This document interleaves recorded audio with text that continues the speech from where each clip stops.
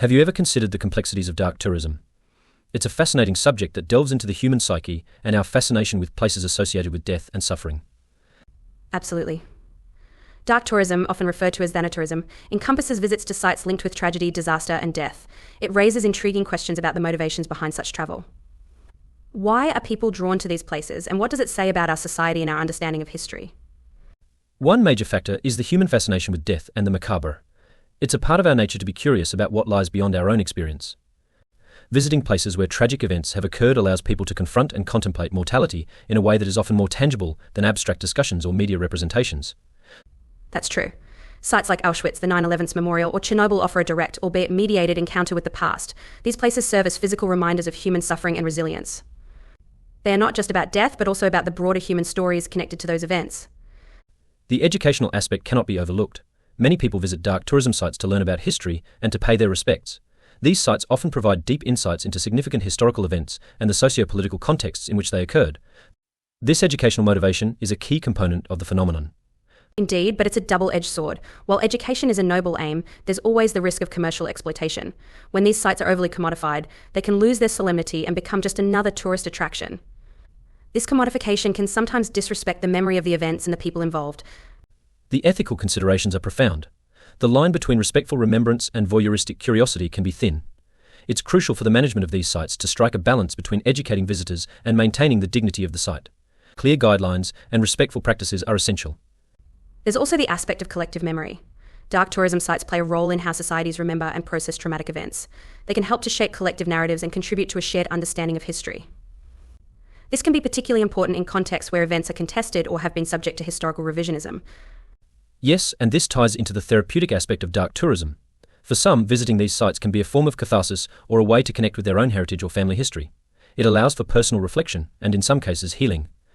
This personal connection can be a powerful motivator for dark tourism. We must also consider the role of media in promoting dark tourism. Movies, documentaries, and news reports can significantly influence people's desire to visit these sites. Media portrayals can create a sense of connection to events that might have happened far away or long ago, making them more real and immediate. The impact of social media is particularly interesting. Platforms like Instagram and Facebook can amplify the appeal of dark tourism sites by showcasing them to a global audience. However, this can also lead to issues such as disrespectful behavior, where visitors treat these solemn places as mere backdrops for selfies and trivialize their significance. This brings us to the importance of site management. Properly managed sites can educate visitors about appropriate behavior and the historical context, ensuring that their experience is meaningful and respectful. This management includes everything from informative displays and guided tours to clear codes of conduct.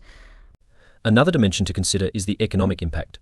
Dark tourism can be a significant source of revenue for local communities. This can lead to positive outcomes, such as the preservation of historical sites and economic benefits for residents. However, it also risks prioritizing profit over preservation and education. There's also a geopolitical angle. Some countries use dark tourism to shape their international image or to promote certain narratives about their history. This can involve emphasizing certain aspects of the past while downplaying others. The use of dark tourism for soft power and diplomacy is a growing trend. We should also look at the psychological impact on visitors. For some, dark tourism can be an intense emotional experience that brings up feelings of sadness, empathy, or even horror. These reactions can be a powerful part of the educational experience, but also need to be managed to avoid overwhelming visitors. It's interesting to think about how different cultures perceive dark tourism. What might be considered appropriate or respectful in one culture could be seen as exploitative or insensitive in another. Understanding these cultural nuances is important for anyone involved in the management or study of dark tourism sites. This cultural perspective also affects how sites are presented. For instance, some cultures might focus on reconciliation and healing, while others might emphasize remembrance and education. The narrative that is constructed at these sites can reflect broader cultural attitudes towards death and history. We should also consider the role of technology in enhancing the dark tourism experience. Virtual reality, augmented reality, and interactive exhibits can provide deeper engagement and understanding. These technologies can bring history to life in ways that traditional displays might not, offering new ways to connect with the past. The potential for virtual tourism is also significant. For those unable to visit in person, virtual tours can provide access to these important sites. This democratizes the experience and ensures that more people can engage with these crucial parts of our collective history. However, the authenticity of the experience is something to consider. Can a virtual visit truly capture the gravity and atmosphere of these places? While technology can enhance accessibility, it may not fully replicate the profound impact of physically being present at a site of historical significance. It's a complex balance. On one hand, virtual tours offer accessibility and educational value. On the other hand, there's an irreplaceable element to physically being at a site and feeling its atmosphere. Both forms of engagement have their own merits and challenges. Another interesting aspect is the personal stories associated with these sites. Survivor testimonies, family histories, and individual experiences add depth to our understanding of these places. Incorporating these narratives can provide a more holistic view of historical events and their impact on human lives. These personal stories can make the experience more relatable and poignant. They humanize the historical events, turning abstract statistics into real, lived experiences. This can deepen visitors' empathy and understanding, making the educational impact more profound. In conclusion, dark tourism is a multifaceted phenomenon that intersects with history, psychology, ethics, and economics. It reflects our complex relationship with death, memory, and the past. Managing it responsibly can enhance its educational value while respecting the dignity of those affected by the events commemorated.